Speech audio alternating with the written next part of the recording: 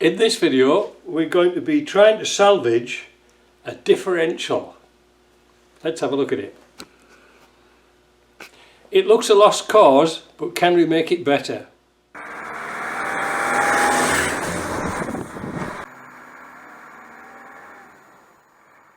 Well, it's kind of a warm day today, it's 32 degrees. We've gone from the sublime to the ridiculous in temperature, but it's nice and cool in my shop, so I thought we'd dig this diff out because I'm doing a bit of tidying up outside, and this has been on my shelf for years and it's all rusted up and it looks pretty knackered. But I happen to have some diff parts from a job I was given this year, where the carrier, that's this bit here, we'll point this out later. Well, wait a minute, it's not revealing. The differential pin had started to move, thus rendering this knackered, because once that's gone, that's it's good night Vienna. You need to get a new one. I asked JP about machining and bushing it out and he said it's going to be a nightmare. But this one is sea solid. This is out of a Disco 1. Oh, wait a minute, no, it does turn up. Oh, well, it turns like that, that's good enough, isn't it? But I've got bearings, I've got everything for it. Well, I want to try and see if we can salvage something, because this is a 24 spline, and I have 24 spline teeth, gears and stuff like that. So we may be able to resurrect something. What are we going to take off first? Well, I think it's a good idea to take these kind of rusty bolts off this flange here, and then we'll take this big weight off here. This was a sort of a weight to stop vibrations, but I don't really think it did much. But we need to salvage these bolts, because these are BSF bolts and they're like chicken's teeth to find here. And then we'll work out how to take these caps off. Well, we know how to take them off. Get it in the parts washer, get it in the sandblaster, clean it up, and let's see if we can make something from scrap. One of the handiest tools you can ever have is, this is a little Brit part tool for taking the nuts off the prop shaft. You can get them in 3/8 and 1/2 inch drive, but believe me, get it in 3/8, because you can always put an adapter from 1/2 inch to 3/8. But this is great if you want to use one of these little 3/8 end packs. I don't think this will get these off, but you never know. But they're so much easier than struggling with spanners. So let's put that on there. Oh, it's turning, look. 9/16.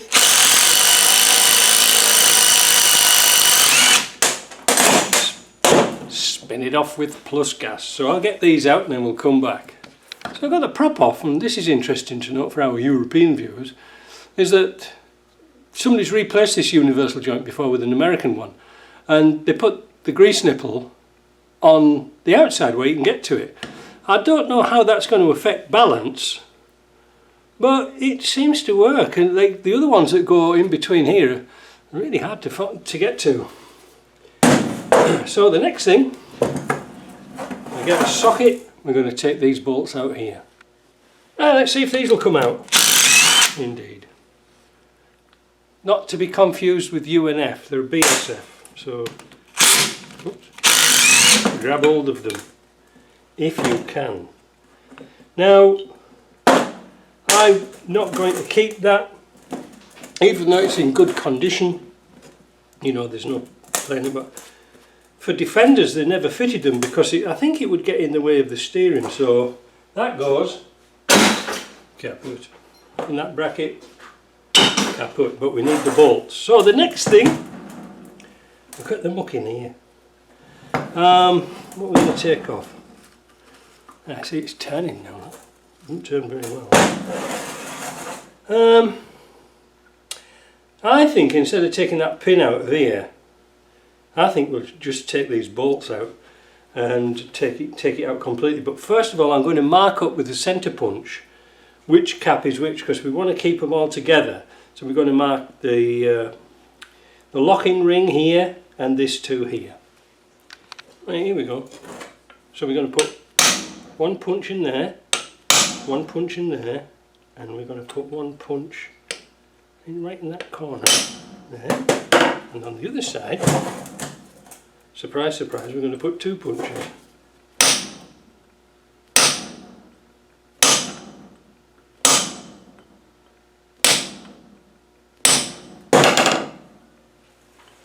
It's easier to mark them up now than afterwards when you've got it stripped down off the bench and you've got bits everywhere.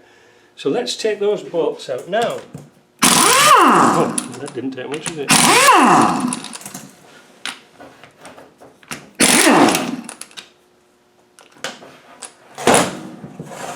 Look at the muck. Look at it. Filth. How are we going to salvage this? I don't know.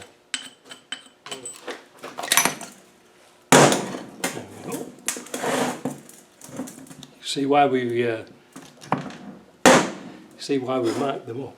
And then that will come out. There's the bearing. There's the bearing on the other side. Actually, the bearings look quite nice. And then we've got the matching crown wheel and pinion. However, that is kind of rusty, isn't it? I don't think that's going back in. Well, like I said, we're going to keep these now.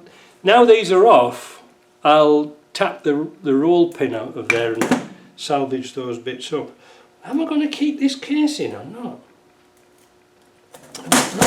It's this bit I wanted, this bit here. Take them bearings off. God, what a mucky mess. Look at the state of that. But it's cheap for an afternoon.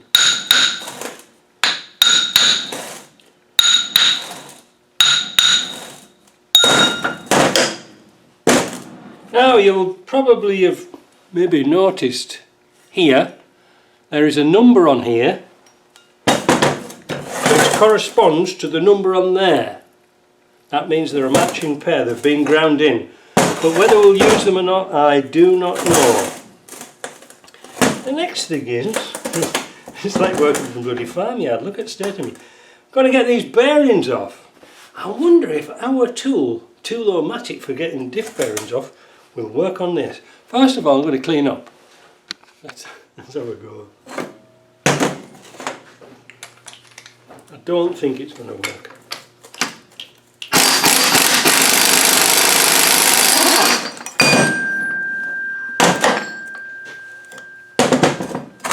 I told you it would work, didn't I? It's not the perfect tool, but it's got the bearings off, and that's what we want. I'll do the same on this side and I'll come back. Well, here we go. I'm not sure if it's going to work or not. Oops.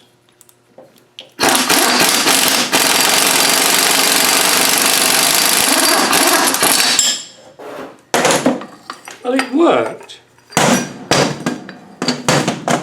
However, the one I use principally is these black ones here. That's for the Salisbury. But I'm thinking,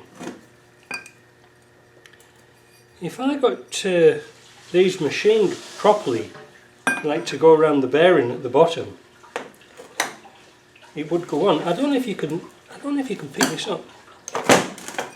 Can you see? Let's have a. I don't know if you can see here that this doesn't quite fit round the diameter. There you go. Well, it would machine that out a little bit, it would go around and pull the bearing off. Oh my goodness, that's brilliant usage of that tool. So, we now have a carrier. Now the thing, let's get this stuff off. The thing about these is, this is a 24 spline carrier, and it's different to the 10 spline. It's completely different. So these feel really nice. It doesn't feel like there's any play in there, but it is a bit grubby. So I think what we're going to have to do is take the circlips out of here, and 2 little circlips, one there and one there, take the pin out, take the diff out, and we should be able to get that piece out.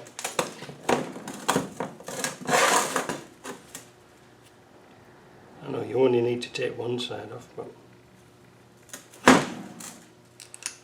that off. What's the pin out,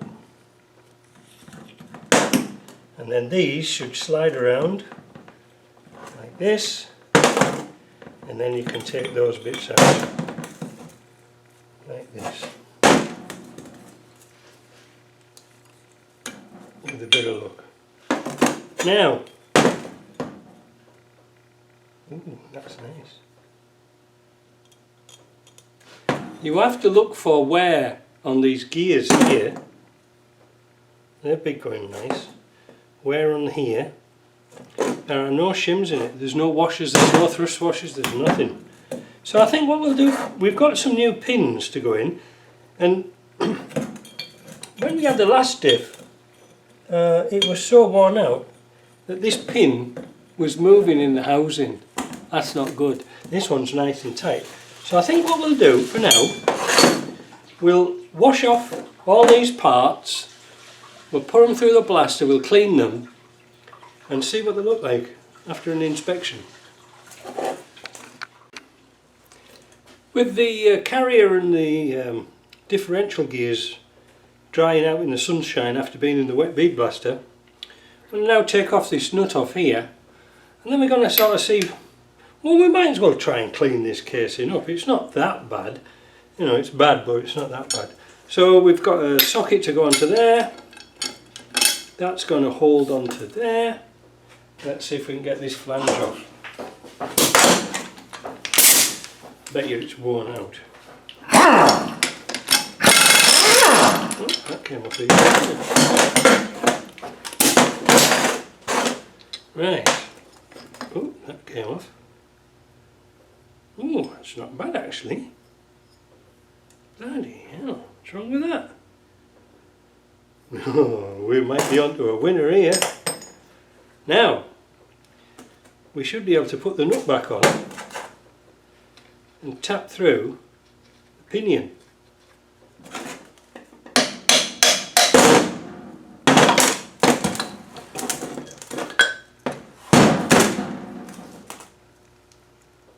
Nice. But unfortunately the gear, the corresponding gear, is pretty rusty, so we're going to take that off and we're going to see what we can do with this. There should be a sleeve in here. There we go. There's the sleeve.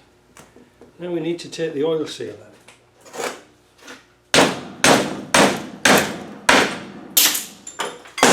There goes the bearing in the other bit. How was that? Just shim?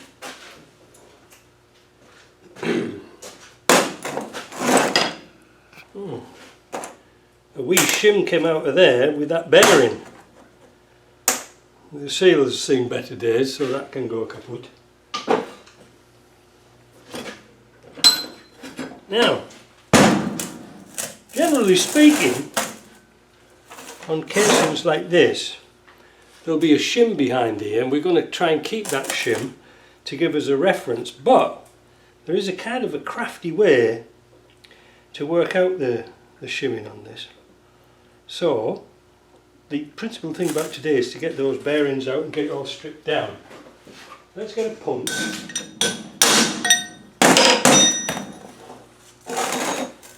Bearing out there. Fortunately on these differentials they put a lot of space to get a punch in. Salisbury didn't have that much at all. Now, there is the shim. Now, with a bit of luck, we could keep that shim, but because we're going to swap out bits and pieces, we might get ourselves into a bit of a mess. But we're going to try that shim first and see if it's correct. But for today, I think we'll use this casing. I think we'll use this casing because it makes sure that all these bits fit together. So I think what we'll do, we'll end this video here. I'm going to clean all this lot up.